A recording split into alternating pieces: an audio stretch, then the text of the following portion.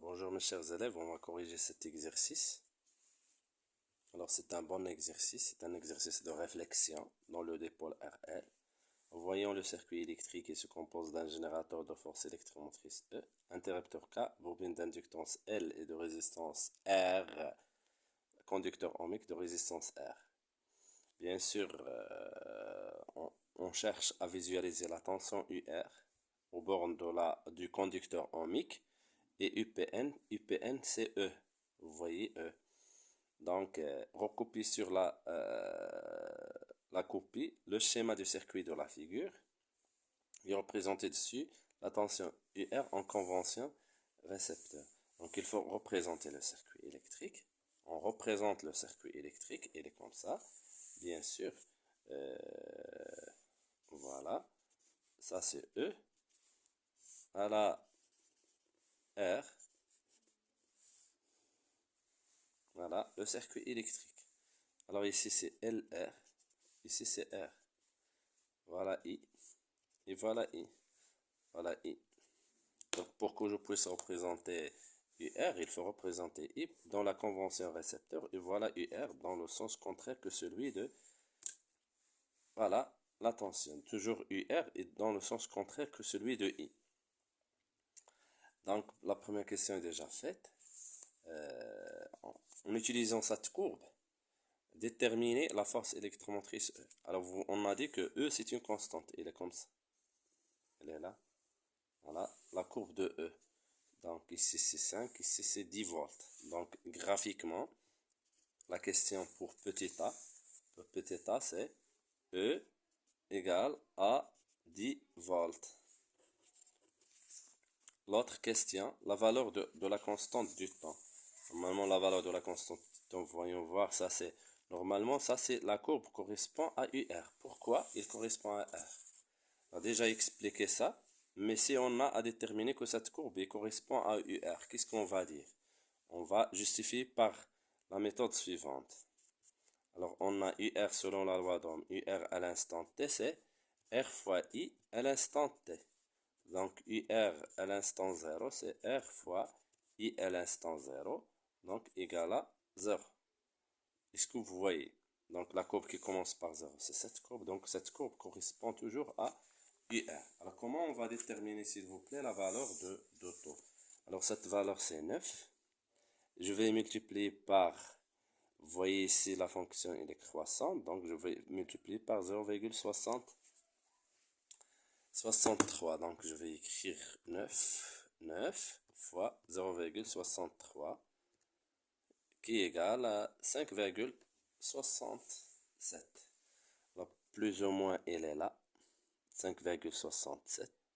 Elle est comme ça. Je fais la projection sur la courbe et la projection sur l'axe du temps et je trouve que c'est taux égal à 1. 2 millisecondes, pardon. Donc, graphiquement, petit b, c'est on va faire quoi? On a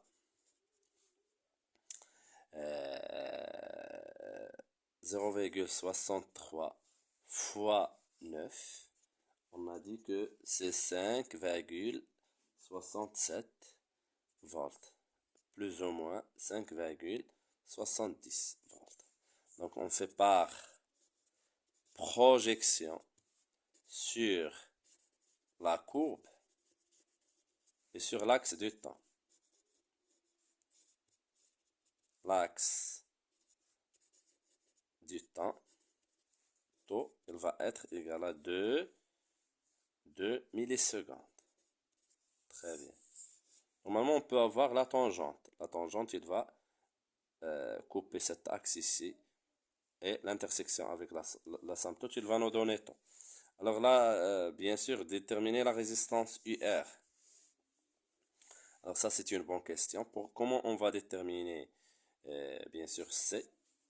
Petit r, il va être égal à quoi? On va utiliser le UR max. On sait que UR max ou bien UR au régime permanent, c'est R fois E divisé par R plus petit r. Attention à ça. Donc on va faire passer, on va changer les places. Donc on aura R plus R égale à ce R fois E divisé par UR max. C'est bon? Et je vais faire passer ce grand R vers l'autre membre. Donc on aura petit r, c'est R fois E divisé par UR max moins grand R. C'est bon? Alors on remplace maintenant. Regardons R c'est 90. 90 fois E, on vient de dire que c'est 10 volts. Divisé par UR max c'est 9 moins 90. Alors ça va nous donner 9 avec 9, donc on va donner 100 moins 90, c'est 10 ohms. Voilà, petit r. C'est bon? Très bien.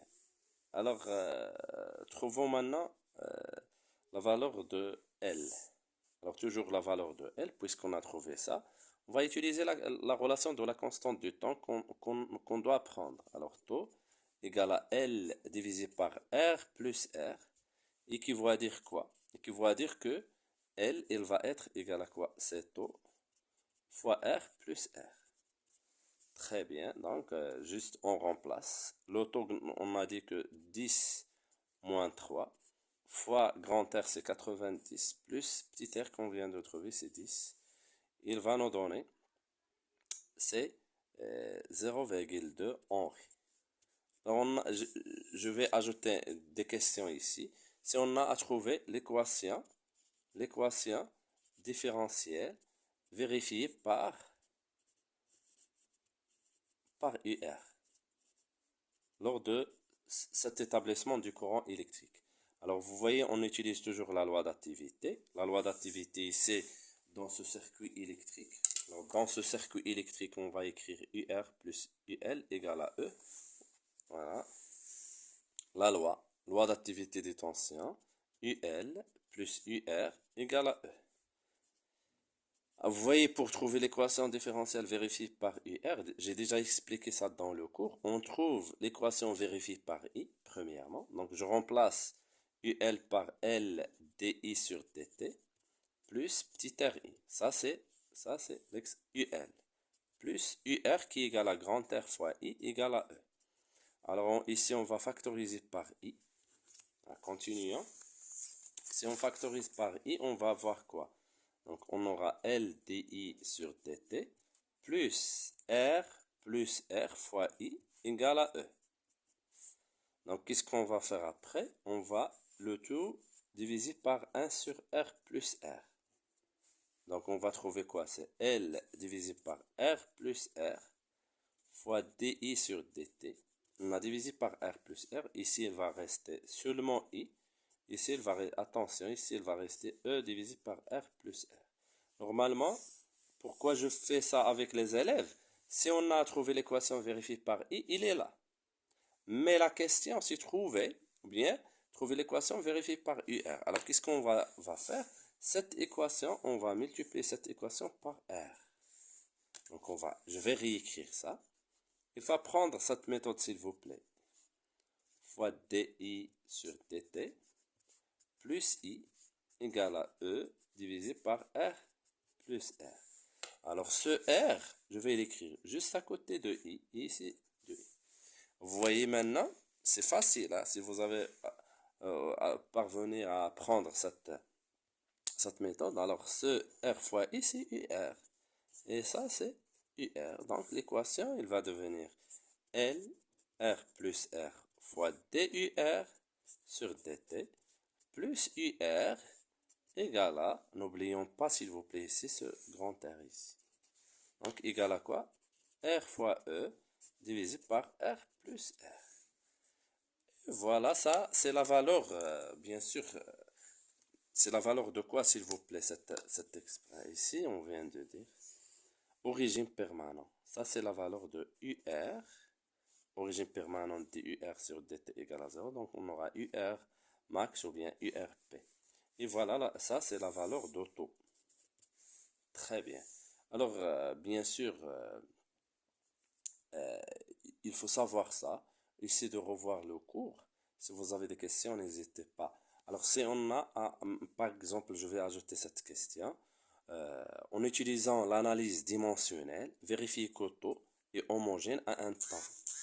L'analyse dimensionnelle homogène à un temps. ou bien une durée. Alors on va écrire taux, l'analyse dimensionnelle, taux égale à L divisé par R plus R. On utilise l'analyse dimensionnelle, donc on va mettre les crochets ici, ici, ici. Ah, ces crochets, donc c'est le crochet de L divisé par tout simplement R. Le crochet de R plus R, c'est R. Donc il faut trouver L et R. On a UR égale à R fois I. Donc ça va nous permettre de trouver R. Donc le crochet de R, c'est U divisé par I. En utilisant les majuscules. C'est pas la peine de mettre UR dans les crochets. Et maintenant UL, on trouve UL, UL, on trouve par UL. UL égale à L DI sur DT. Donc équivaut à dire quoi ce L? Égale à quoi ce L? C'est U fois T divisé par I. U fois T divisé par I. C'est bon? Et on remplace dans taux, la dimension de taux. Donc taux, il va être égal à quoi? C'est L, il est là. C'est U fois T divisé par I. J'ai remplacé L qui est là. Divisé par quoi, s'il vous plaît? Par R. R, il est là. U par I. Qu'est-ce qu'on va faire?